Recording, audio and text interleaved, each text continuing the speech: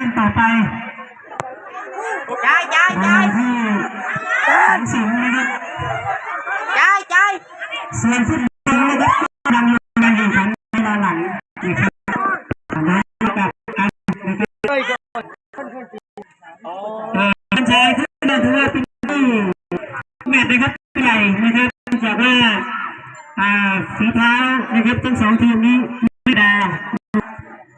ในเรื่องของเล่นเนี่ยไม่ได้เปรียบนะครับตัวเท่าแล้วก็ส่วนฝีเท้านี่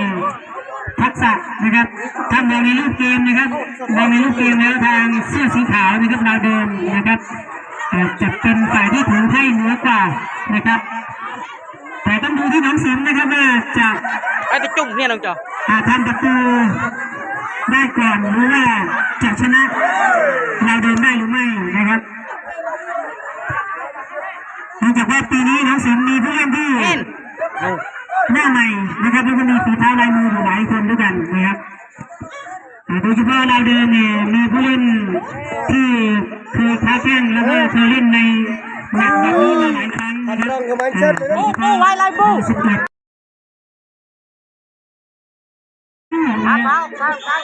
มีชมพู่แล้วก็ใช่เลยมีอีกหลายคนครับวัยรุ่นแล้วก็ตัวจี๊ดนะครับเบอร์8นะครับกำลังมันใช่เลยใจกลางเล่นนี่ไอ้หนุ่มอะไรนะจำชื่อฉายาไม่ได้นะแต่ว่าเขาชื่อสงครามแล้วใครจะกรรมการเป็นหน่วยตรงนี้เป็นในส่วนของเราเดินนะครับได้ความดันมากกว่าถูกมาที่เบอร์18ได้บอลมาให้เบอร์11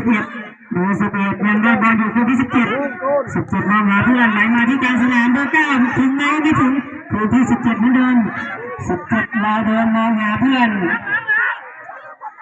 ไปตั้งเกมกันไหนครับให้มาที่เบอร์11แบบนี้โชว์ความหล่อไปเทิงจับบอลไม่อยู่จำ1 2 3ดอกแรกเลยเอาไปดูนะครับดู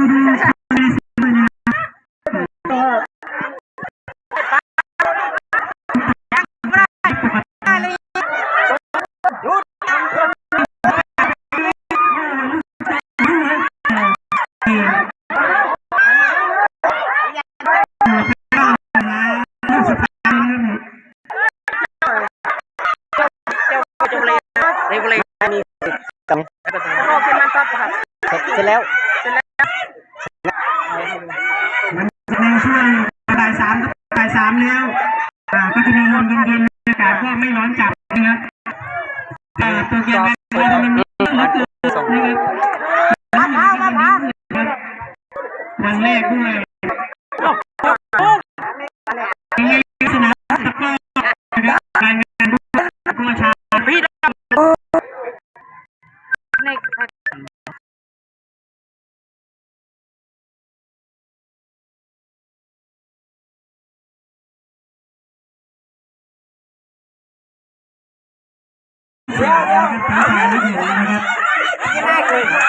่าจะเป็นแค่ฟุตบอลนะครับบอลชายและบอลหญิงนะครับสวย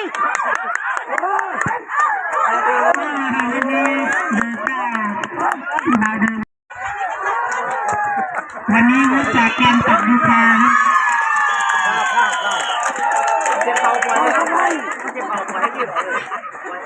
ฟุตบอลหญิงเป็นไงครับจบหรือยังครับเส้นมันยืดไม่เคยออกกำลังกายเปลี่ยนตัวหรือไงเปลี่ยนตัวฟุตบอลหญิงซับเลยสิงเปิดไปไม่เลยตัวไปแล้วถ้าเบอร์7น้องสิงเรียนอีกนิดนึงมีโอกาสเลยครับผู้รักษาประตูจับและกระชากมา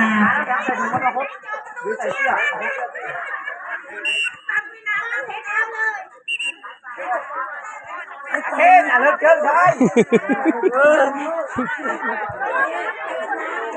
ครับก็ต้องขอบคุณไปยังผู้ใหญ่ใจลาจันทรากับพี่น้องสำเร็จก็โอเคเฮ้ยเจ้า หลังมันถอยเสมอบ้านโอเคมาละโยนนี่เก่งเฮ้ยเรียนสวยเฮ้ยนิดนึงเอ้ยโยฟีมือได้มาหนึ่งนักทั้งทัดโยโก้ดิตายังโยกสการโยฟีมือเล่นโชว์ยำกระตัวเติมไหม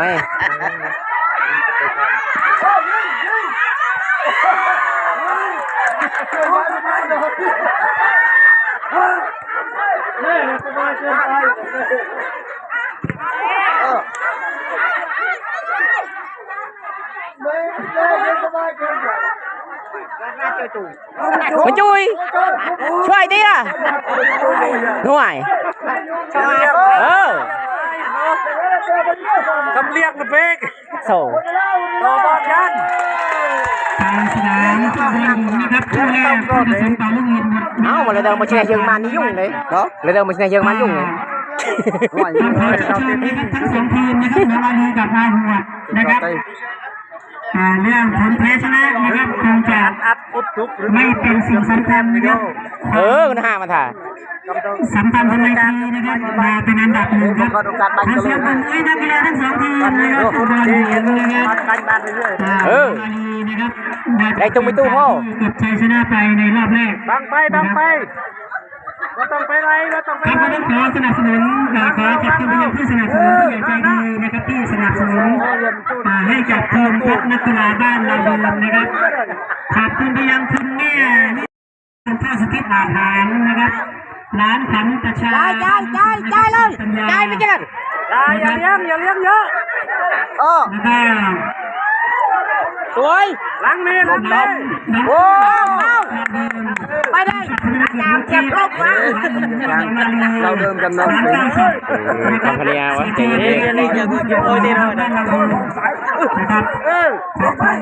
ผู้ใหญ่ใจดีที่สนับสนุนบ้านเราเดิมพัดกันอะไรกันเนาะอากดกรรมการชายคู่ต่อไปนะครับแรมนวดให้พร้อมนะครับคู่ต่อไปฟุตบอลชายนะครับนั่งทัดกันแน่เอามัน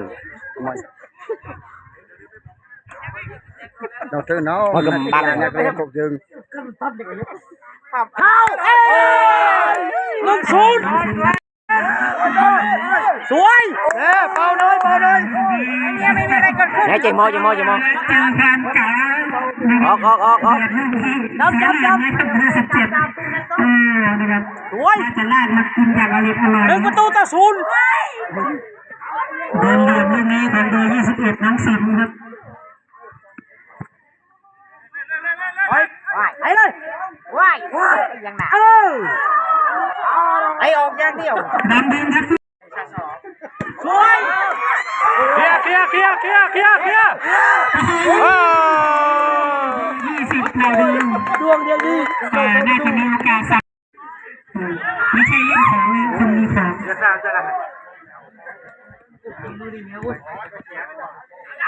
ไปเลยไปจับเตะมาจากสนามโลดเวลาสกอร์ยังไม่เกิดสกอร์ยังไม่เกิดออกศูนย์อยู่ออกเร็วบังไม่ธรรมดานะครับกินน้องสิงได้ง่ายนะครับสำหรับเราเดิมนะครับไม่ง่ายเลยนะครับบอล7 คนเนี่ยเท้าถึงเท้านะครับ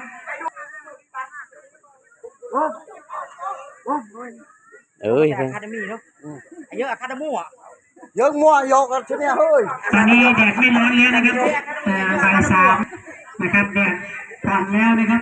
เข้าไปแล้วมันสุกจะรายการไหนก็ได้ตัวใหญ่นี้ครับขอให้ได้1 รายการให้เราเทมาแน่นอนสวยไล่ออกนี่อันดึกกระทบอันเล่งทอดเราเดินได้บอลเก็บเบอร์11เดี๋ยวเข้าหน้าจง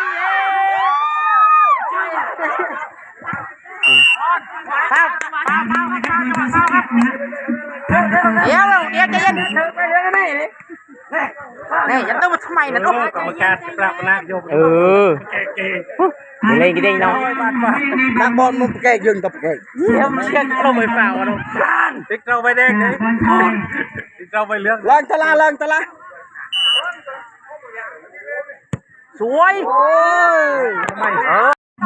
ê หลายคู่นะครับ ôi เอาก็สมบจับ เราจะเคลียร์ให้เสร็จ สวย ทุกสนามที่อยู่ตรงนี้นะครับสนามกลางต้องเคลียร์ให้เสร็จเพราะว่าเราไม่มีไฟ เล่นง่ายใจ สามยาเทียมเท่านั้นนะครับ มันก่อนน่าตื่นไหมเกิด ดองดึงมาเรียนครับฟุตบอลหญิงครับดองดึง อย่ามา มาแล้วสี่คนยังนักกีฬาทุกทีมนะครับ đủ bom ta phụ nú đủ เราไม่อนุญาต ตั้งใจเข้าเลยนะ ta phụ đấy đủ ให้ทั้งเก็บกินได้พอประมาณแล้วก็ห้ามโผล่กลับบ้าน ได้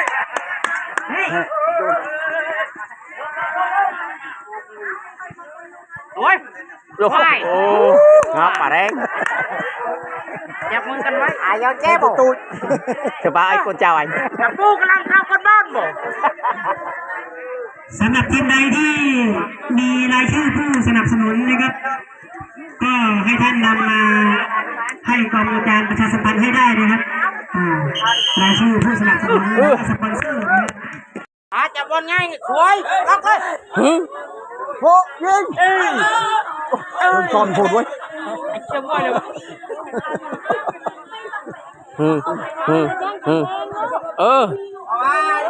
ดูบอลหน่อยตี สกอร์นะครับยังไม่ห่างกันเท่ากับคนชาย chơi con về cái tàu màn ก็มีโอกาสบุกทั้งสองทีมนะครับเปลี่ยนกันลุกนะครับแต่สกอร์ก็ยังแค่1 สวย มาได้มาที่บ้านตัวเอง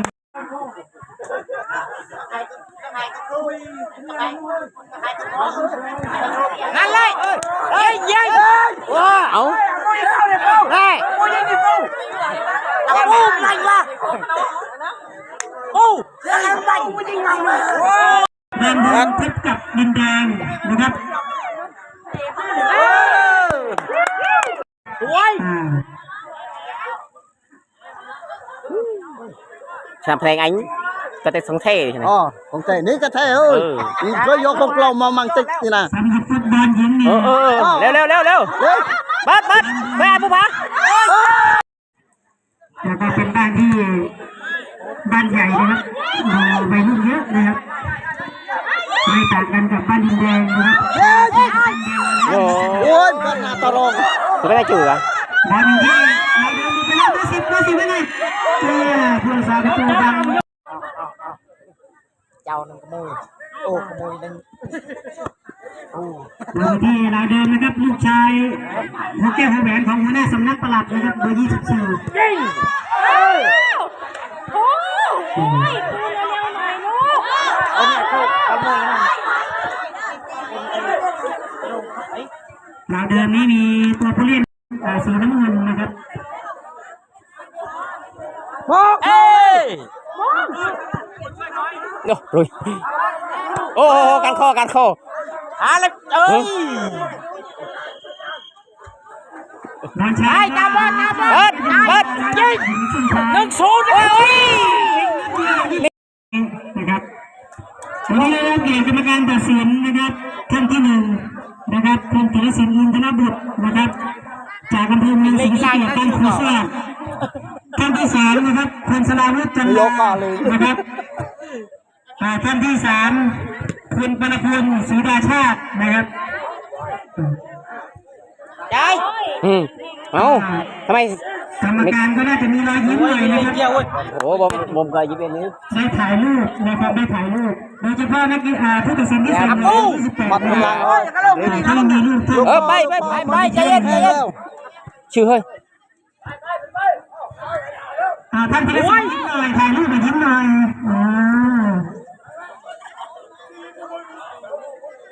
กำลังไปกิน จะสวนนี่มาเลย ไปออก สีม่วงนะครับก็คือดำดึงนะครับสีม่วงดำดึงนะครับก็ ลองเตาลองม้อยจะลองแค่เอง เสื้อสีขาวแล้วก็ อาปูอีกว่าไปเลยเอาเลยส đấy bay rồi cái căn khơi có băng đậu vang nuôi เส้นนะครับเส้นสนามนี่ก็จะติดกับเต็นท์นะครับให้ท่านขยับด้วยนะครับดูด้วยนะครับ ui aiเลย เข้ามาในเขตผู้สาประตูก็จับไว้สบายครับสำหรับเราเดินในเบอร์18เราเดินได้บอลให้เบอร์11ไม่ให้เบอร์11ว่าหากจุดแทงที่เรื่องนี้ไม่ผ่านครับบอลอยู่ที่เบอร์17เราเดินมองหาเพื่อนส่งให้11กับ11ทันหรือเปล่าไม่ทันครับลูกออกด้านข้าง คันน้อยละดิ เป็นกำลังใจให้กับกรรมการฟุตบอลหญิงนะครับ ขอให้ท่านยิ้มนะครับให้ท่านยิ้มสดชื่นนะครับสดชื่น